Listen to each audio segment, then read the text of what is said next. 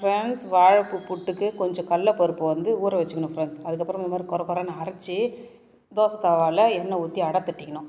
அடை தட்டி எடுத்துகிட்டு ஒரு பக்கமாக இந்த வாழைப்பூவை மஞ்சத்தூள் கொஞ்சம் சால்ட்டு போட்டு வேக வச்சுக்கணும் ஃப்ரெண்ட்ஸ். அதுக்கப்புறமா அந்த அடையை வந்து நம்ம அந்த கடலப்பருப்பு அடை செஞ்சோம் இல்லையா, அதை நல்லா உதிர்த்துக்கணும் ஃப்ரெண்ட்ஸ்.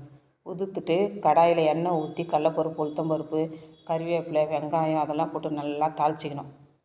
நல்லா வெங்காயம் வதங்கினதுக்கு அப்புறமா இந்த சால்ட் கொஞ்சமாக, அதுக்கப்புறம் மிளகாத்தூள் கொஞ்சமாக போட்டு நல்லா வதக்கிக்கணும் ஃப்ரெண்ட்ஸ். அதுக்கப்புறமா இந்த வாழைப்பூவில் ஏற்கனவே உப்பு போட்டிருக்கோம், அதனால் வெங்காயத்துக்கு கொஞ்சம் போட்டால் போதும்.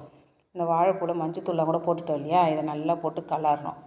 அந்த மிளகாத்தூள் எல்லாத்துலேயும் போய் சேரணும், அந்தளவுக்கு வதக்கிட்டு அதுக்கப்புறமா நம்ம புட்டு உதிர்த்து வச்சுருக்குறோம் இல்லையா, அந்த கடலப்பருப்பு புட்டு அதையும் இதுலேயே போட்டுக்கணும்.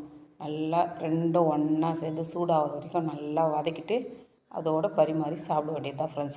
ரொம்ப டேஸ்ட்டாக இருக்கும்.